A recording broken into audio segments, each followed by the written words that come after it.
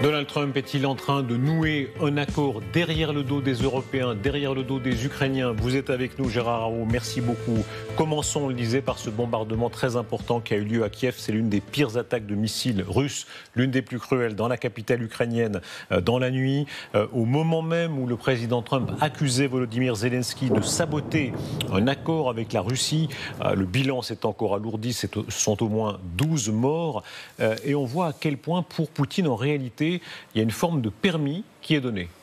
Eh oui, Poutine est en guerre et à la Russe, il sait très bien que la guerre c'est simplement un rapport de force, c'est pour montrer qui est le plus fort et c'est le message qu'il envoie. Il dit, moi, cette négociation, ce n'est pas moi qui la demande. D'ailleurs, j'ai les moyens de faire très mal. Je suis en train de gagner la guerre, ce qui peut être un peu audacieux d'ailleurs de le dire. Eh bien voilà, je ne suis pas, ce n'est pas Donald Trump qui me tord le bras, c'est moi qui impose ma logique. Le monde entier est frappé par la réaction très timide, disons, par ce ton presque, j'allais dire badin, c'est affreux à dire dans ces circonstances-là, mais de Trump qui dit « Je suis mécontent des frappes russes sur Kiev. Elles ne sont pas nécessaires et le timing est très mauvais. Vladimir, arrête !» 5000 soldats meurent chaque semaine, concluons l'accord de paix. En dépit de cela, il lui parle comme à un ami qui aurait un peu dérapé, quoi.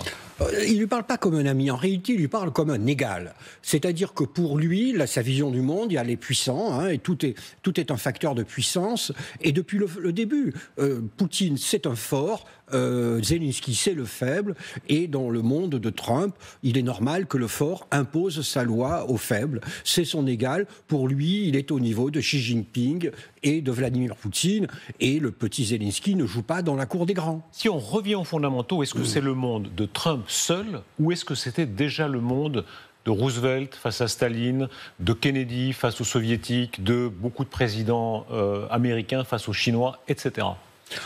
Oui, enfin, moi j'aurais tendance à dire que c'était plutôt le monde de l'avant-guerre, de l'avant-deuxième guerre mondiale. C'était cette logique très très très froide. En ce qui concerne Roosevelt, on oublie, Roosevelt est mort juste à la fin de la Seconde Guerre mondiale, mais d'une certaine manière, il avait, comme Churchill d'ailleurs, accepté de livrer l'Europe orientale à Staline. Et il avait, avec la relation avec Staline, une relation de puissance à puissance. Je crois que c'est aujourd'hui l'anniversaire de la fameuse photo, vous savez, la rencontre sur l'Elbe, à Torgau. Exactement. Et il y a un article dans Le Point qui est fantastique, où on raconte à quel point certains se disaient c'est très important que les Soviétiques n'avancent pas trop à l'Ouest, et pour Roosevelt, non, au fond, qu'ils prennent ça, quoi. Non, Roosevelt était un monstre froid, et Churchill aussi d'ailleurs, et donc tout ceci s'est fait. Mais néanmoins, les Américains sont, entre guillemets, c'est un anglicisme, inconfortables. Ils ne sont pas à l'aise dans cette vision de la géopolitique froide. Ils ont toujours besoin d'une feuille de vigne et de temps en temps, ils ramènent l'idéologie. Vous vous rappelez que Joe Biden disait les autocraties contre les démocraties. Ça, Donald Trump ne le dira jamais. Donald Trump est plus dans la logique d'un autre Roosevelt, d'ailleurs de Theodore Roosevelt au début du XXe siècle. Il a appelé une ou deux fois, il a utilisé l'expression monde libre, très peu, et ça lui est arrivé une ou deux fois. Est-ce qu'il est encore le chef du monde libre? Non. Il n'est plus le chef du monde libre, puisque pour être le chef, il faut être celui qui protège le monde libre. Au fond, c'est ça, le marché, c'était les Européens acceptaient le leadership américain, et en échange, il garantissait la sécurité de l'Europe, et on voit bien qu'aujourd'hui, il ne garantit plus la sécurité de l'Europe, et donc tous les Européens sont un peu tétanisés, parce que d'un seul coup, ils sont poussés dans l'air glacial du dehors, sans avoir la chaleur de la protection américaine. Dans tout ça, est-ce qu'il y a quelque chose qui donne raison aux anti-américains? C'était saisissant d'avoir sur ce plateau hier Fabien Roussel. Alors, il n'est pas Georges Marchais, il y a eu pas mal de changements entre deux, mais il disait par exemple, cette chose qu'on a oubliée, eux étaient contre le plan Marshall.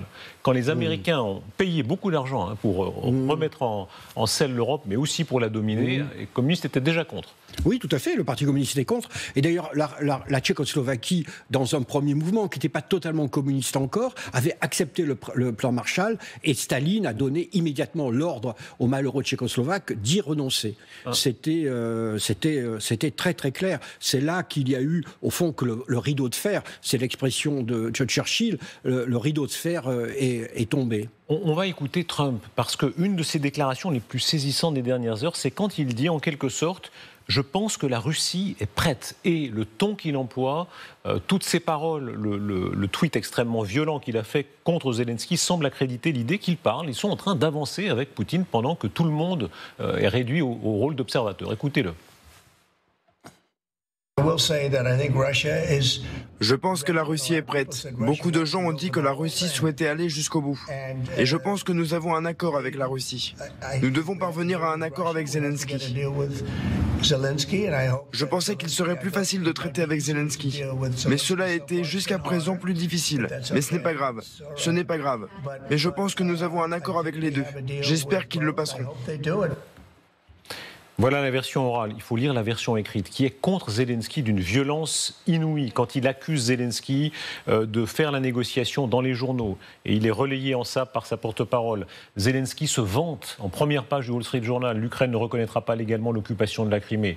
Et il poursuit en des termes assez insultants, qui fait d'ailleurs allusion à ce qui s'est passé dans le bureau ovale. Personne ne demande à Zelensky de reconnaître la Crimée comme territoire russe.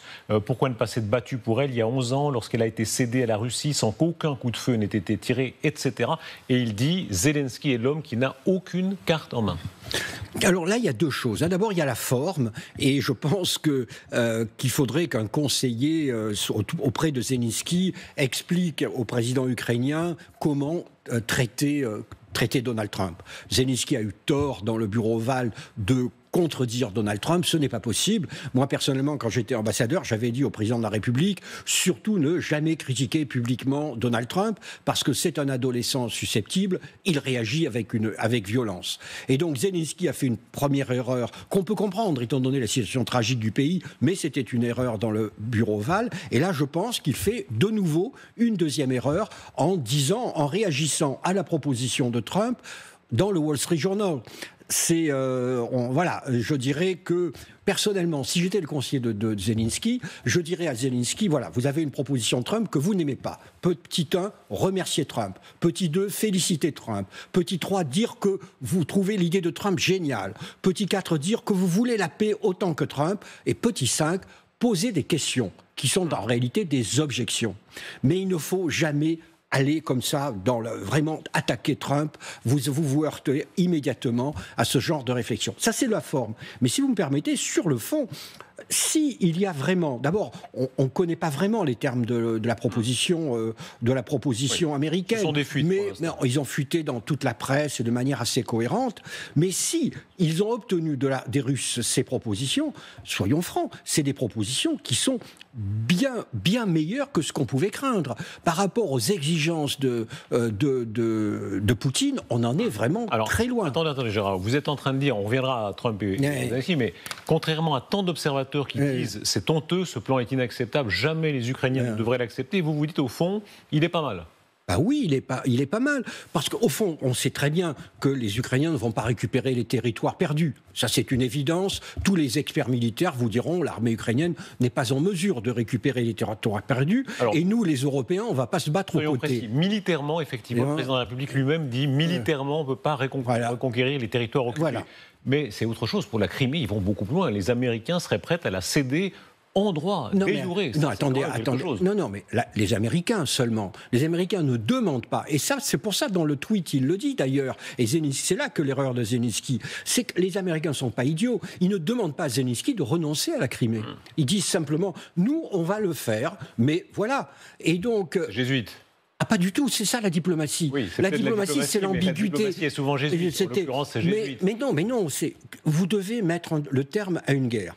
Vous savez très bien que l'Ukraine ne peut pas accepter la perte des territoires parce que ce serait la fin de Zelensky. Et puis voilà. Mais de l'autre côté, vous savez très bien que les Russes eux-mêmes ne vont pas renoncer aux 4 régions qu'ils ont annexées. Eh bien, le mieux, c'est un armistice qui permet à chacun de continuer juridiquement à dire « je conserve mes prétentions sur les territoires ». Est-ce que quand même ça ne veut pas dire on abandonne la Crimée? On voit bien à quel point la Crimée est au centre de tout. C'est ce que disait Zelensky quand il disait la guerre a commencé en Crimée, elle finira en Crimée. Mais ça, c'est de nouveau, c'est la décision des États-Unis d'Amérique. Ça ne nous concerne pas. C'est vraiment. Mais soyons réalistes, on sait très bien qu'ils ne vont pas récupérer la Crimée. Donc, franchement, les pudeurs de jeunes filles sur « les États-Unis vont reconnaître l'annexion de la Crimée », ils ont déjà reconnu l'annexion du Golan, de Jérusalem, du Sahara occidental, et personne n'a poussé les cris d'orfraie. Votre conviction à vous, c'est qu'à vue humaine, jamais l'Ukraine ne récupérera la Crimée? Oh là, à vue humaine, vous savez,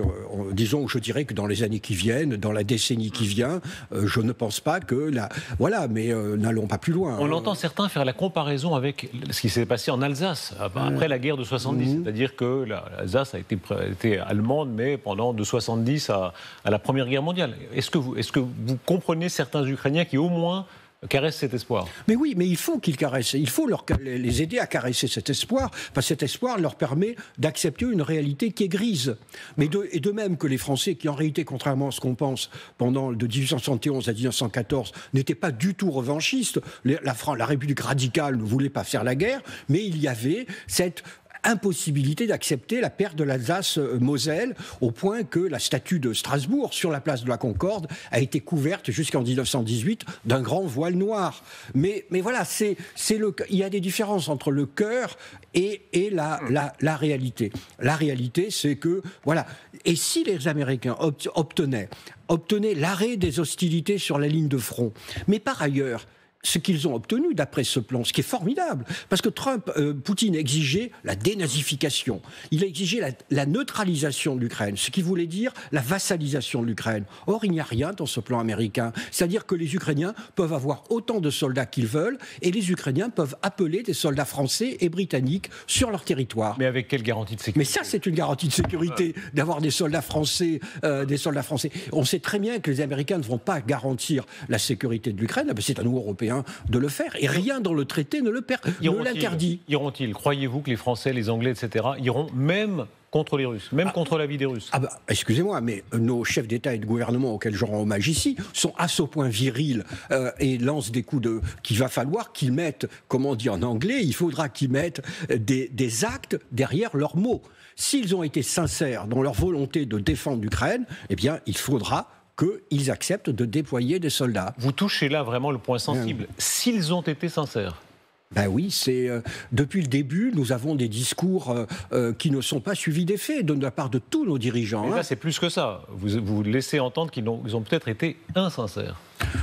Oh là là, vous êtes là, j'ai l'impression d'être... Je suis le confessionnal. Je vous rassure, voilà, mais vous avez dit s'ils ont été sincères. Voilà, s'ils ont été sincères. Alors, c'est vraiment, ce sont les faits qui vérifieront leur sincérité. On entend ces dirigeants européens, par exemple, qui disent on est au combat décisif contre la dictature, mais quand on leur dit no-fly zone, ils disent c'est pas possible. Mais évidemment qu'on ne veut pas faire la guerre aux Russes. Et donc tous ces bruits... C'est incohérent, pardon. Ou bien on croit vraiment que c'est un danger capital et crucial pour l'Europe, et puis on est prêt à faire la guerre, et on prend un peu plus de risques. Ou bien on ne le croit pas. Mais non, c'est pas si simple que ça. Vous savez, donc on va revenir sur mes écritures.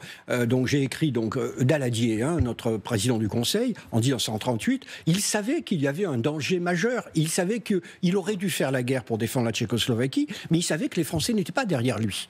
Voilà, nous sommes des démocraties. Et vous avez des dirigeants qui sont, à juste titre, persuadés qu'il y a un danger sur la sécurité européenne, mais qui, à juste titre également, savent que nos opinions publiques ne sont pas prêtes à faire la guerre. Alors, et certainement pas à mourir pour l'Ukraine, comme on ne voulait pas mourir pour Danzig. La situation est bloquée. Il y a 2 jours sur notre antenne, Tajani, ministre des Affaires étrangères italien, dit « Nous, il est exclu que nous envoyions des troupes en Ukraine, sauf sous couvert de l'ONU, avec l'accord des Russes ». Ils ne le donneront pas. Les Russes vont pas voilà. Et puis si c'est avec l'accord de l'ONU, ça voudrait dire des forces qui en réalité seraient vulnérables et n'auraient pas de mission réelle. Mais les Européens, vous savez, quand on me pose des questions sur l'Europe, je réponds toujours, les Européens seront divisés. Ils sont divisés. Et donc il n'y a pas seulement l'Italie qui ne voudra pas y aller, il y aura évidemment les Hongrois et d'autres. Et je ne suis pas sûr que les Espagnols le feront.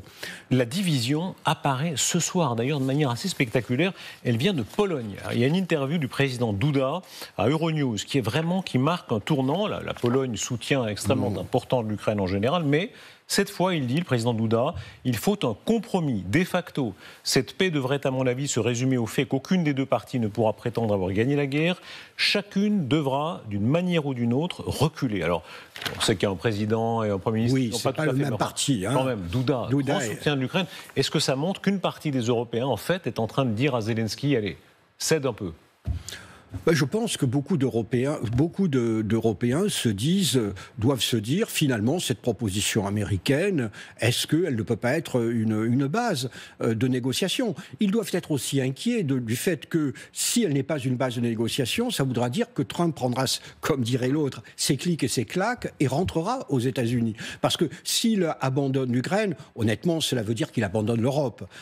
Et pour des pays, en particulier pour la Pologne, étant donné sa géographie, c'est une tragédie qu'il est quand même difficile à concevoir et difficile à accepter. Est-ce que c'est la clé de la mollesse de la réaction européenne ? Trump va si loin, il insulte Zelensky en des termes qui sont inouïs au fond. Si les Européens et les Ukrainiens avaient vraiment de la colonne vertébrale et s'ils avaient les moyens, il a créé la porte au nez. Non, parce que en même temps, Trump dit n'importe quoi. Vous savez, il monte souvent, mais il est d'une violence. Il y a une continuité entre ce qui s'est passé dans le bureau ovale et ses tweets. Mais dans ce tweet, honnêtement, lorsqu'il dit la première phrase est juste. Quand il dit je n'ai pas demandé. Vous avez un Zelensky qui dit jamais je ne reconnaîtrai l'Ukraine, et il répond mais jamais je ne lui ai demandé de le faire. Et là, il a raison. Et c'est ça qui est intéressant d'ailleurs dans la proposition américaine. Et ensuite, à la Trump, c'est une sorte de délire. Vous savez, j'ai dû dire... Il y a un peu de mauvaise foi là, pardon. Si vous imaginez, vous voyez l'exemple de l'Alsace, au moment où l'Alsace était prise par les Allemands, si une puissance étrangère avait dit nous, on reconnaît que l'Alsace est allemande, c'est une provocation. On ne peut pas dire faites ce que vous voulez, c'est pas grave. Ah ben non, ça, tout le monde avait reconnu que l'Alsace était allemande à l'époque. Y compris nous d'ailleurs, par le traité de Francfort. Non, mais honnêtement, il faut distinguer deux choses toujours. Il faut distinguer cette manière trumpienne qui est insupportable, c'est un gosse mal élevé, et se dire derrière, mais qu'est-ce qu'il y a derrière ? Parce qu'il y a quelque chose là derrière. Et de nouveau, et je crois que c'est vous-même qui l'avez dit, de toute façon, en dehors de ces propositions, les Européens ne proposent rien. Vraiment, pour mettre un terme à cette guerre, il n'y a rien, il n'y a aucune initiative diplomatique européenne. Parce que les Européens se sont enfermés dans frontières de 91. Or, honnêtement, on sait très bien que l'Ukraine ne récupérera pas ses frontières de 91. Donc, il n'y a aucune initiative diplomatique européenne, si ce n'est le discours sur le droit international. Trump peut-il réellement lâcher l'affaire ? On voit cette espèce de menace sans savoir si c'est rhétorique ou réel. Est-ce qu'il peut réellement dire si c'est comme ça, si vraiment c'est bloqué, on lâche ? Si demain Zelensky est trop négatif, oui, il peut tout lâcher. Là, c'est vraiment, je suis convaincu. Pour lui, c'est pas très important cette guerre. Pour lui, il considère que l'Ukraine n'a aucune importance stratégique pour les États-Unis. Il veut se dégager de l'Europe. Il déteste l'Europe. Il a aucune vision géopolitique qui implique l'Europe. Il n'y a qu'une chose qui compte, c'est à la fois la Russie, parce qu'il a envie de renouer avec la Russie, parce qu'il pense qu'il peut y avoir des intérêts économiques à cela pour les États-Unis, et par ailleurs, c'est la grande rivalité avec la Chine. Alors ça, c'est l'hypothèse 1 qui quitte l'affaire. Hypothèse 2, au fond l'inverse, d'une certaine manière, c'est qu'il continue avec les Russes. C'est ce qui semble indiquer dans ses tweets, dans ses déclarations. Est-ce qu'il est prêt, selon vous, à faire une sorte de paix séparée avec les Russes ? Je pense qu'il est prêt, en gros, de dire aux Russes, on met de côté l'affaire ukrainienne, mais rien ne nous empêche par ailleurs de renouer. Moi, je lève les sanctions, mais les Russes qui sont tous sauf idiots vont se dire, tiens, on va lui proposer des accords sur les terres rares, puisque Trump est obsédé par les terres rares, sur l'exploitation des immenses ressources naturelles de la Russie, d'autant plus qu'ils ont besoin des capitaux américains. Si c'est le cas, c'est un retour en force de Poutine spectaculaire. Là, dans ces fuites dont vous parliez sur l'offre de Trump aux Russes, il y a reconnaissance en droit de la Crimée russe, on en a parlé. Reconnaissance de l'occupation, de fait, des oblasts. engagement que l'Ukraine n'entrera pas dans l'OTAN, mais surtout lever des sanctions. Oui. Ça, alors que la Russie a des difficultés économiques, ce serait un cadeau gigantesque. Gigantesque, et en plus, ça mènera clairement à un conflit avec les Européens. Parce que beaucoup de sanctions ont été prises ensemble. Vous avez notamment la question de SWIFT, le système interbancaire, qui est en Belgique, et Trump voudrait, et qui est essentiel pour les échanges bancaires. Trump voudrait réintégrer la Russie dans le système SWIFT, et donc là, il a besoin des Européens. Quels sont les intérêts des Américains, d'aller si loin avec les Russes? On entend parfois des analyses contradictoires. Économiquement, politiquement, du point de vue de la géographie. Non, moi je pense que là, on est disons, dans les fantasmes de Donald Trump. Vous savez, Donald Trump ne lit rien. Mais rien, pas une ligne. Il réagit aux informations que lui transmettent ses collègues, ses amis. Il pense qu'il peut faire des affaires avec la Russie, c'est évident. Il a une vision du monde qui est la vision, comme je le disais, des grands prédateurs. Il range les États-Unis comme la Russie. Et au fond, il se dit, si la Russie fait ça en Ukraine, pourquoi je ne ferais pas ça au Groenland? C'est vraiment, voilà, c'est la logique qui est la sienne, où le droit n'a aucune importance, il n'y a qu'une chose qu'il respecte, qu'il comprend, la puissance. Oui, on entend même, il y a eu cette rumeur, plus qu'une rumeur, un certain nombre de sites bien informés qui disent que les Russes essaient de le convaincre de faire des Trump Towers en Russie. Ça paraît complètement fou, et en même temps, il va si loin dans la désinhibition que ça n'est pas impossible. Non, vous savez, moi, au cours du premier mandat, je me rendais compte à Washington que l'argent circulait beaucoup, et que la famille, en particulier, prospérait. À l'ombre du père, et que certains pays qui ont des ressources financières très importantes, au Moyen-Orient en particulier, je ne donnerai pas de nom, savaient comment faire. Vous savez, je donne un exemple quand même. Il y avait un immeuble sur la 5e avenue qui s'appelle au 666 5e avenue, qui était possédé par la famille Kouchner. La famille Kouchner l'avait payé trop cher, ils étaient pris à la gorge, et puis d'un seul coup, quelqu'un est venu l'acheter, et ce quelqu'un, c'était l'État du Qatar. À un bon prix. Au prix demandé par la famille Kouchner. Vous voyez, donc on est dans ce côté totalement de désinhibition, où ces gens font de l'argent sans vraiment, ils ne voient même pas pourquoi ils n'en feraient pas. Là encore, est-ce que c'est nouveau? On se rappelle la guerre d'Irak, et d'ailleurs les mêmes qui maintenant font la leçon à Trump, rappelez-vous, Ali Burton, ils ont vraiment pompé les richesses, et tout ce qu'ils pouvaient prendre, ils l'ont pris. Est-ce que ça va encore plus loin avec Trump? Oui, ça va plus loin parce qu'ils ne respectent pas les usages, ils ne respectent pas, il n'y a pas de décence. Vous voyez, ils ne font pas, ils n'ont pas besoin de feuilles de vigne. Parce que c'est très étonnant, moi, tous ces gens, je les ai vus, surtout arriver en 2017, et on voyait bien qu'ils n'avaient même pas l'idée qu'il y avait des règles. Ils ne voyaient vraiment même pas.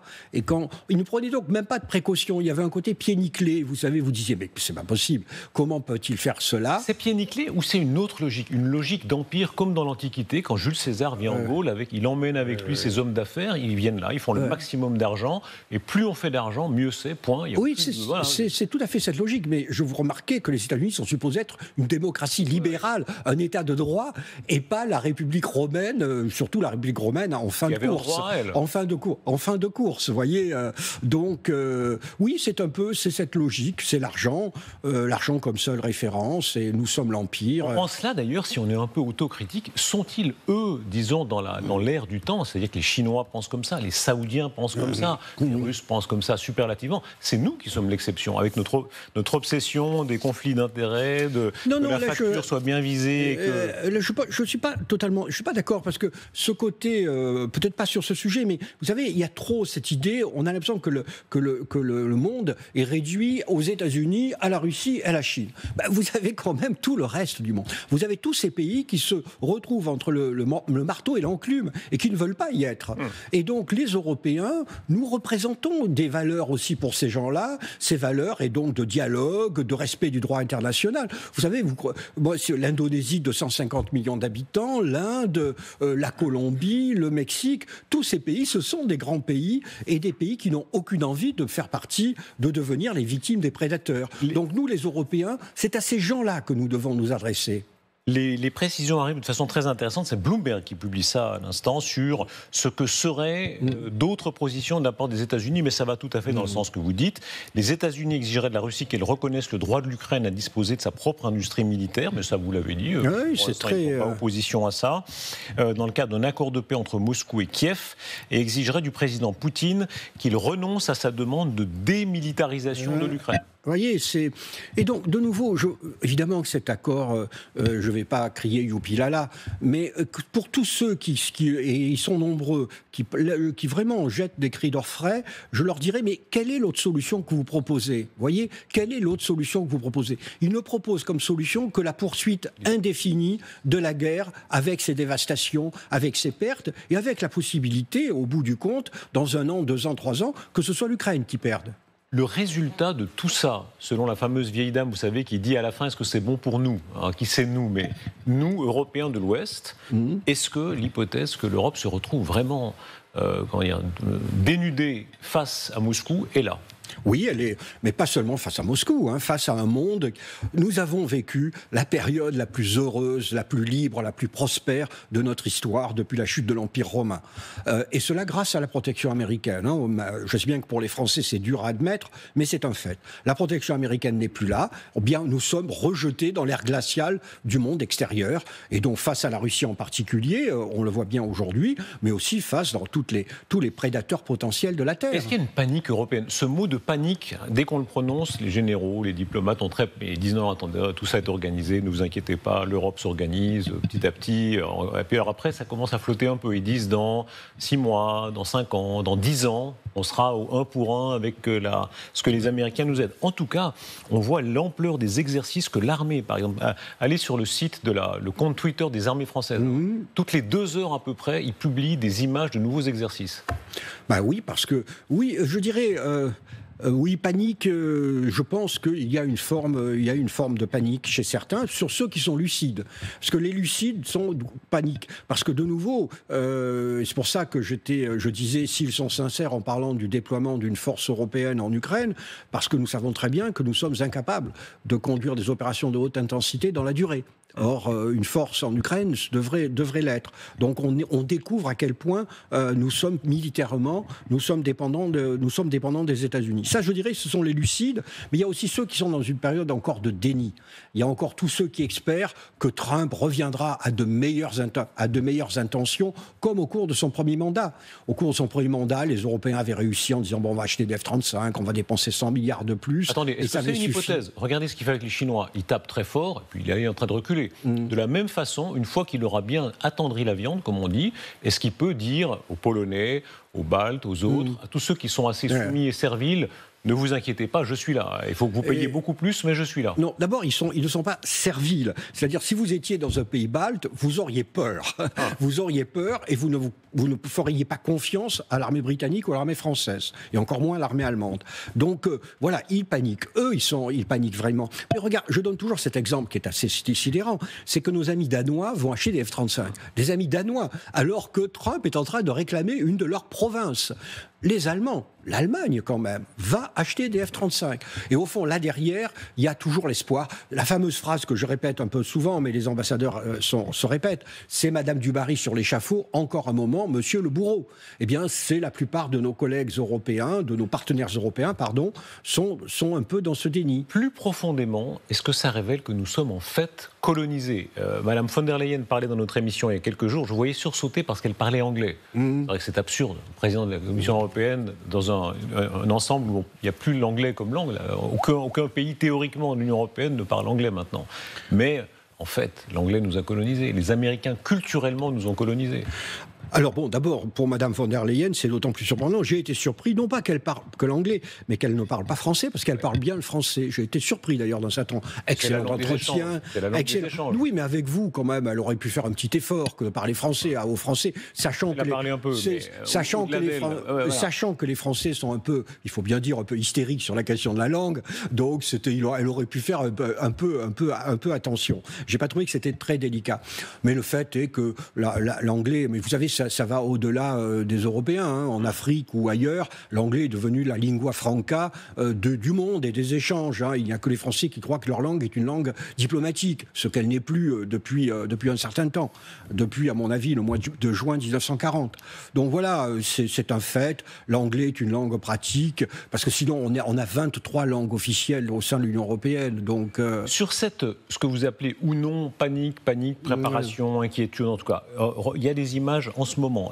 Exercice sous-marin de l'armée française, les Rafales et les Gripen déployés, exercice Pégase dans le Grand Nord. Il y a ce grand exercice Aigle audacieux où on voit à quel point la France, avec notamment les Anglais, avec les Baltes, veut montrer une capacité de défense. Est-ce qu'il y a une inquiétude, disons, assez immédiate que Poutine tente quelque chose dans 1 an, dans 2 ans, dans 5 ans ? Moi, je pense qu'il peut y avoir une inquiétude sur les États baltes. Et notamment, l'Estonie a 1 300 000 habitants, la Lettonie a 1 800 000 habitants. Ça ne veut pas dire... Parce que d'abord, Poutine peut se poser la question... Est-ce que Trump fera la guerre pour défendre l'Estonie ? La réponse est évidemment non. Attendez, allez au bout de votre pensée. Vous dites que si demain les Russes tentent une opération en Estonie, une opération commando, etc.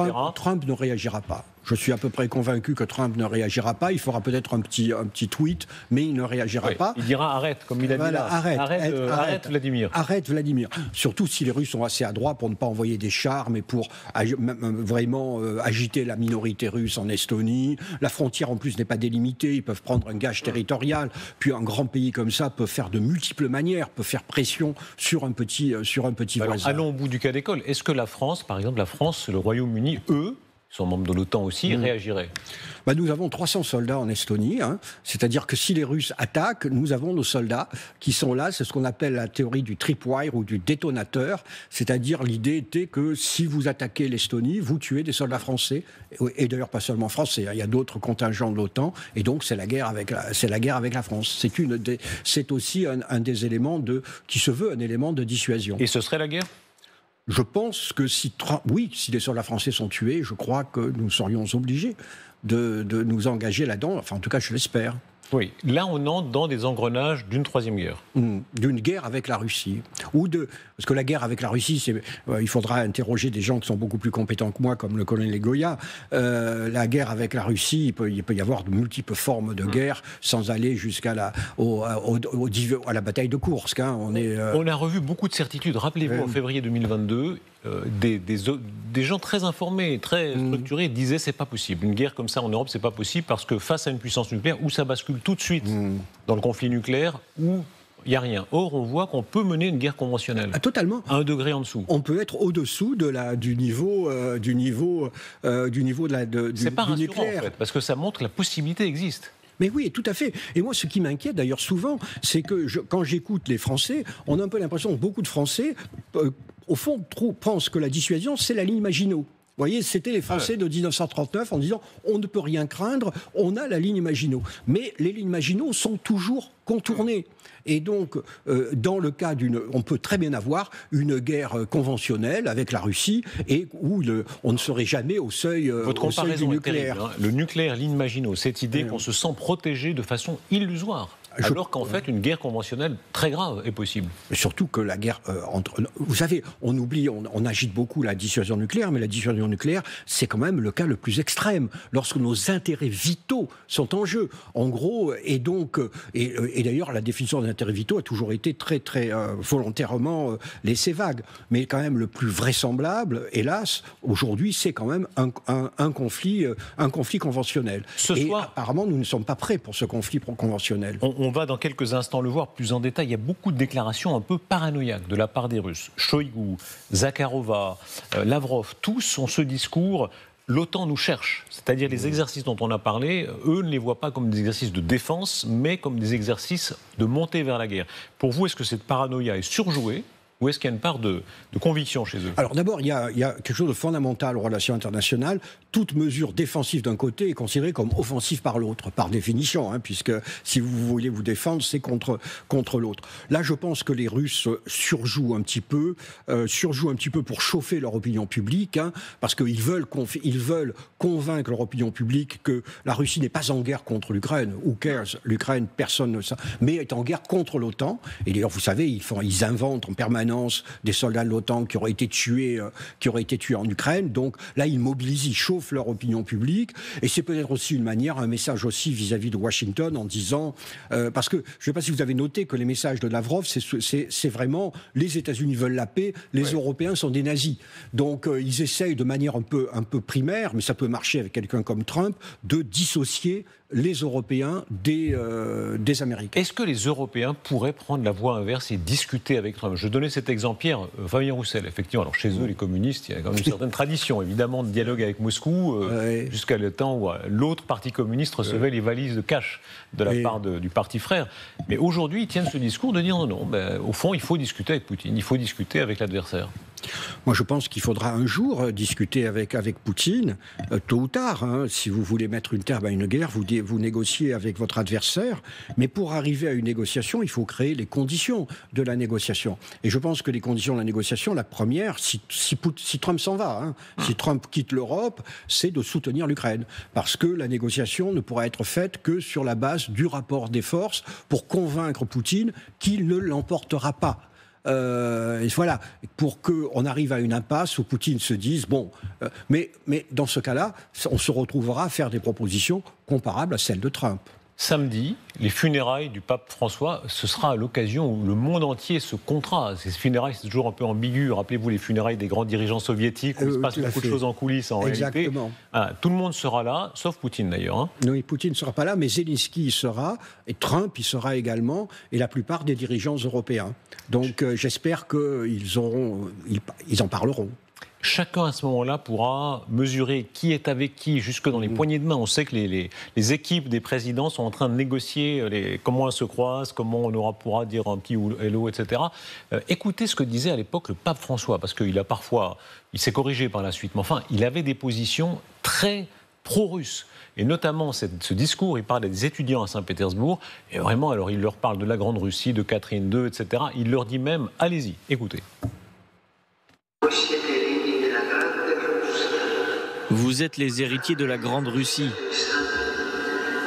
La Grande Russie des saints, des souverains. Grande Russie de Pierre le Grand, de Catherine II. De ce grand empire éclairé, d'une grande culture et d'une grande humanité. N'abandonnez jamais cet héritage. Vous êtes les héritiers de la Grande Russie. Allez-y. Merci pour votre façon d'être. Pour votre façon d'être des citoyens de la Russie. Gérard Araud, vous êtes des héritiers de la Grande Russie. Allez-y. Je crois que c'est à la fin de l'année 2022, si ma mémoire est bonne. En tout cas, c'est quelques mois après l'invasion. Moi, vous savez, quand on est aux Nations Unies, on est d'abord surpris de voir à quel point, en réalité, les Russes sont assez populaires dans le tiers-monde. Parce que leur position pendant la décolonisation, contre l'apartheid, tout ça, ces pays ne l'ont pas oublié. Et les pays du tiers-monde détestent tellement les anciennes puissances coloniales, détestent tellement les Américains, que de manière paradoxale et parfois un peu choquante pour nous, je voyais que mon collègue russe et mon collègue chinois, eh bien, ils étaient très bien accueillis dans tous ces pays. Et nous avons eu le premier pape tiers-mondiste. Donc, vraiment, en plus, il était vaguement issu de la théologie de la libération, qui était quand même une théologie profondément anti-occidentale. Et d'ailleurs, vis-à-vis de l'Occident, on a bien vu, en particulier vis-à-vis de la France. Il a dit, je ne vais pas en France, mais je vais en Corse. On voit bien que la France, fille aînée de l'Église, lui était profondément indifférente. Est-ce que ça choque le catholique que vous êtes ? Comment ? Vous savez, pour choquer un ambassadeur, il en faut beaucoup. J'ai vu bien pire. Est-ce que vous êtes croyant ? Est-ce que vous croyez en Dieu, Gérard Araud ? Je refuse de répondre à cette question. Je ne suis pas là pour parler de mon misérable petit tas de secrets. Bien sûr que vous croyez en Dieu. Un peu quelque chose, non ? La vie après la mort, rien ? C'est vraiment... comment ? La vie après la mort, vous n'y croyez pas ? Mais je n'ai pas à vous répondre, mon cher. L'enfer, vous allez payer cher en enfer. Vous risquez de payer cher. Non, l'enfer, mais l'enfer, c'est les autres. Merci beaucoup, Gérard Araud. On va voir que l'enfer, hélas, sur cette terre, prend des formes très actuelles, puisqu'on va parler de la dureté de ce qui se passe actuellement dans la guerre en Europe. Je vais rejoindre. Merci beaucoup, Gérard Araud.